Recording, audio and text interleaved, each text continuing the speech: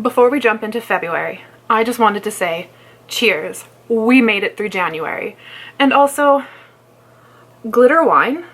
Have you ever seen anything more me? Cheers to us. Alright, I thought it'd be fun to kind of go through the past month and pick up the highlights of the beauty industry, its lows, maybe some things that we can make are noteworthy but probably kind of forgettable, and then talk about some collabs that happened and some new brands that came to light. First, I want to talk about the worst things that happened this month. Okay, let's start with BH Cosmetics Birthstone Collection. I feel like BH is the company that always has good intentions, and then this happens.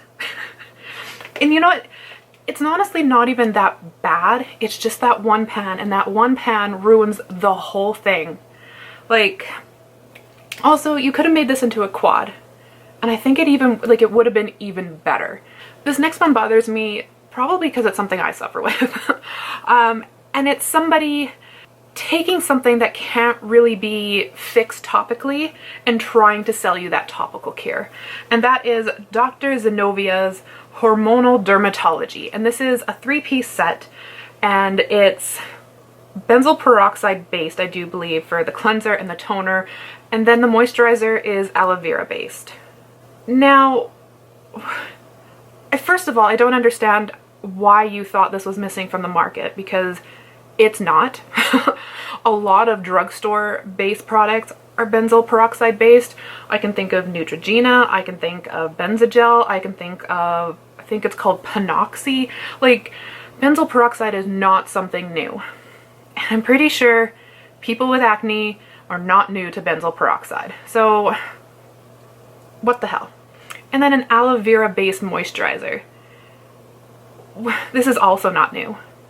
So, these things have existed on the market for so long, but you think putting them into a trio, slapping the word hormonal on it, and because you're a doctor, I'm not even sure if she's a real doctor, she just puts doctor on it. I did not look into her, and I do not care to look into her.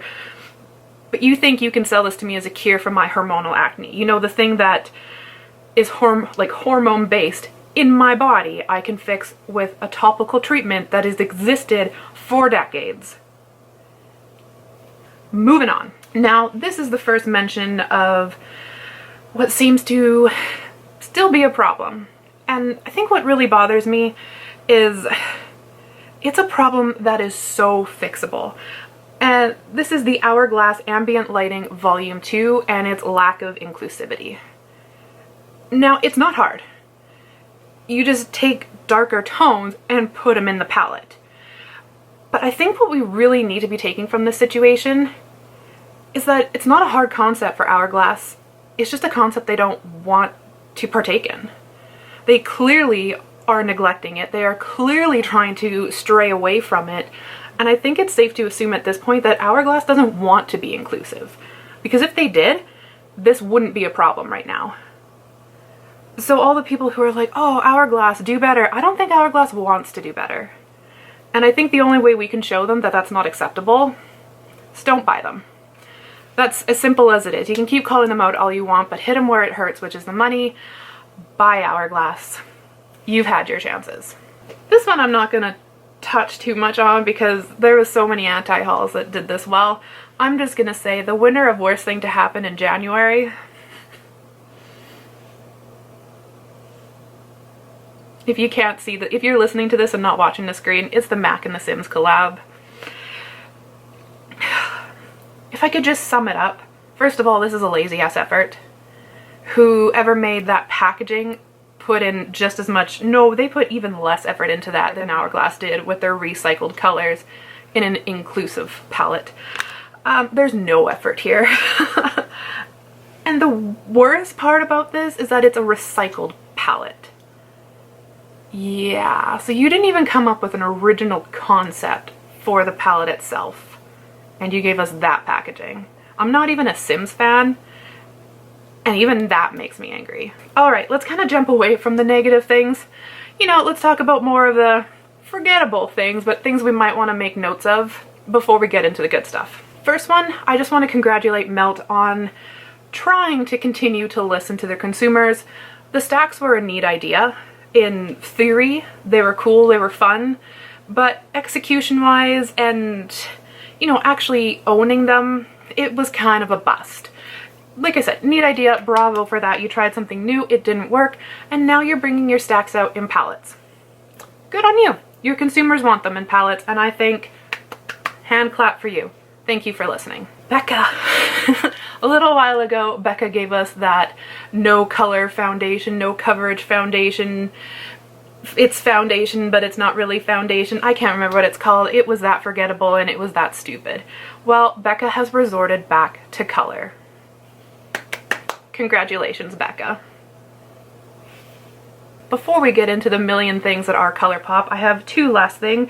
Huda Beauty also listening to their consumers, and this one, I think we need to clarify. Huda Beauty just got bought out, so it's now Huda Beauty's new owners that are listening to consumer feedback, and that was that foundation. Yes, we know you meant for it to have a real strong fragrance. Her whole idea was to try and make it luxury, like Chanel products, smell like Chanel. But if you tried that foundation, it was strong.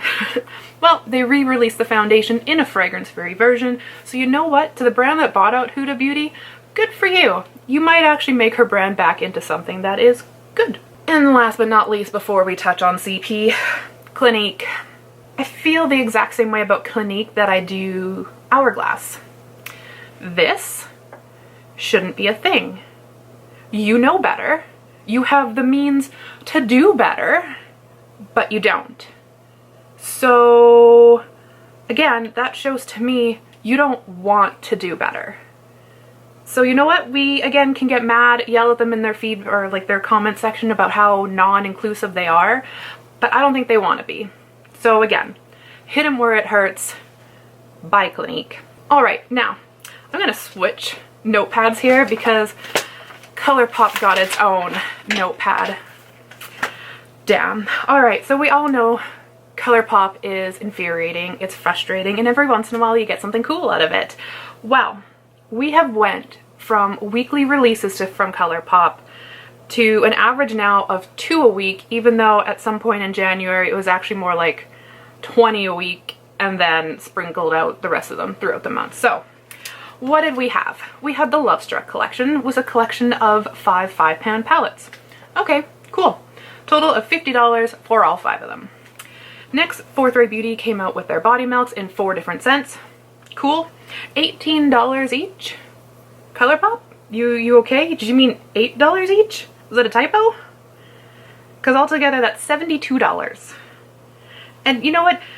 Maybe in general that's not that bad for a product, but for ColourPop making itself the super accessible, just slightly above dollar store price tag, $18, we really thought this was a typo. So again, $72 for all of that. Then we got this half-assed Lunar New Year collection, and it was our collection consisting of 2 9-pan palettes, 1 lippy stick kit, which I do believe had 3 lipsticks in it. It had 1 highlighter, 1 lip mask, and 1 dry body oil. Nice try. I feel it was super lazy. That's my opinion, but you can get this whole collection for $68. Next, we got the Cotton Candy collection. I'm not gonna lie, I like my pastels, I like my pretty things, right? This one kind of got me. I didn't buy anything because ColourPop and I are a no. But this collection consists of 1 9-pan palette, 3 lippy sticks, 2 blushes, 3 lip glosses, 1 highlighter, and 2 gel liners. All for a price of $75. Unless you buy them individually and separately, then it's a little bit more. Next, we have the Like Dynamite Vault. Now, I included this as a singular release, even though it was 9 different pieces, and that's because I do believe all 9 of these existed before this vault was a thing, and that is 9 pot liners for a price of, I think it was $63. I couldn't find the price of it, and I'm not gonna go visit their website, but Trend Mood said that they were $7 each, and there's 9 of them, so 63 bucks. Then, nobody saw this one coming until someone walked into Ulta and found it. This was the Off Melrose collection. It had 1 palette, 2 blushes, and 4 glosses, all for a price of $70. A boring $70. I'm pretty sure that's like, actually I was gonna say this one's like really recycled for ColourPop, but let's face it, all of ColourPop is really recycled.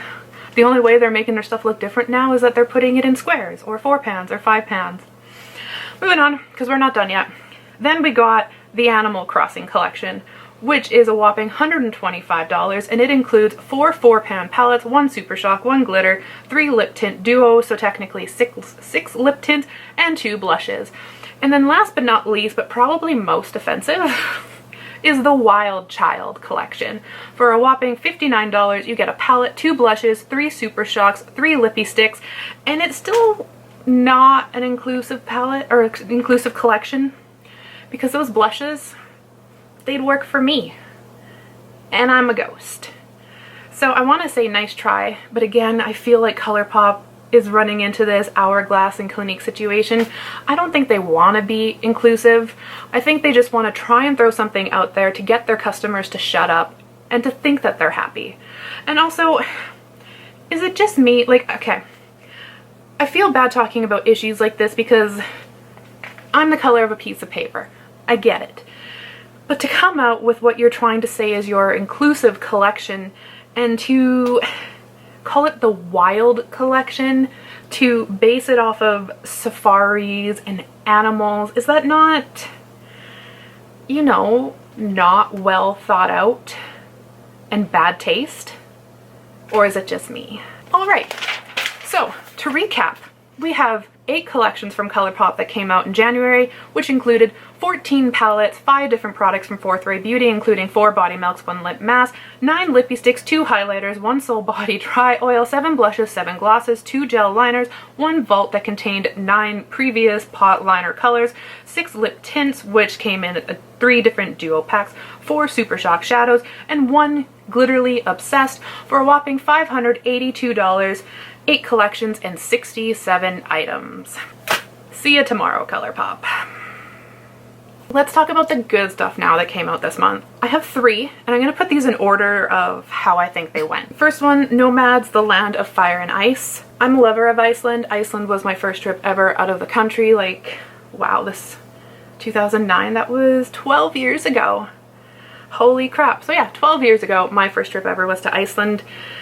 I think it's a really fun concept. I love the idea behind Nomad. Personally, for me, I'm not getting it because something about it just doesn't draw me in, but I can appreciate what they did. I think it was hugely successful because pretty much my entire YouTube feed is filled of reviews for this product. So you know what?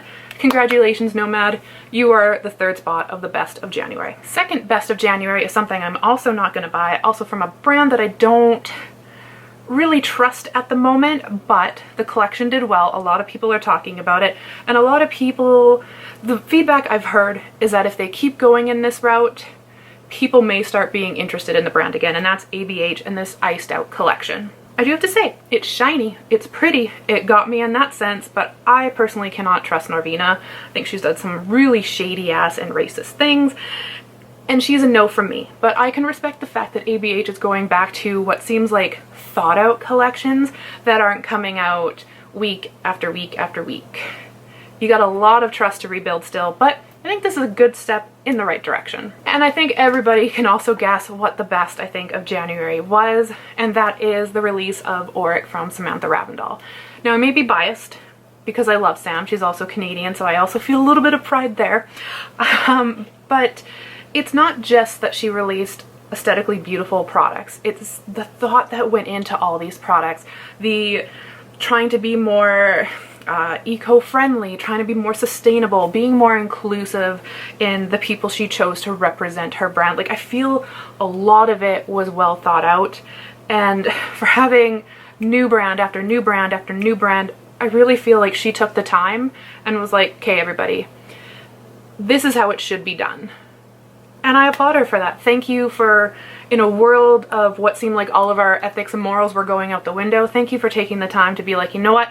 No, we still have our ethics and morals.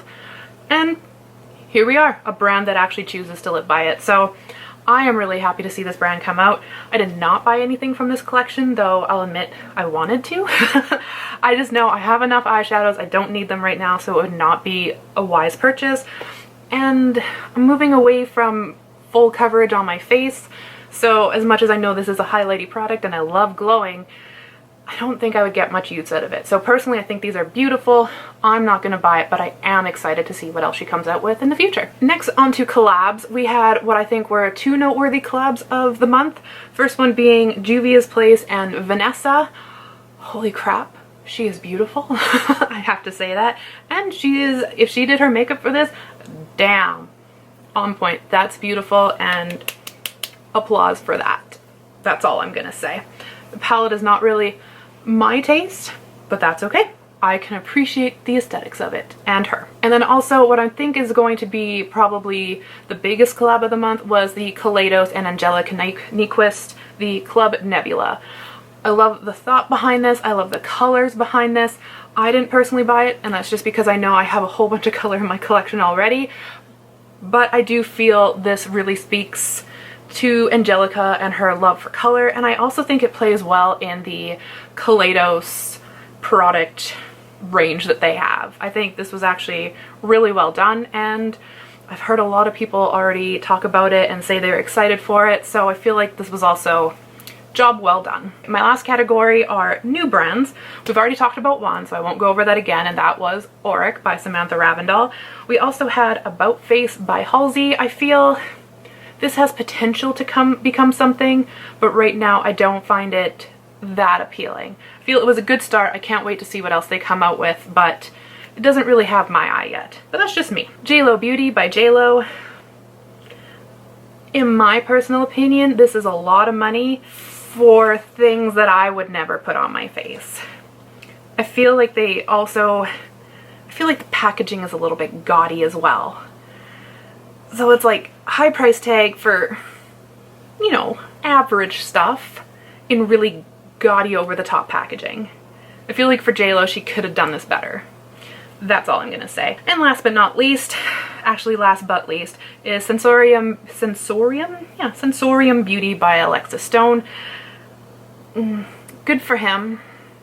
He's had a history of being very aggressive to women and racist. So good for him.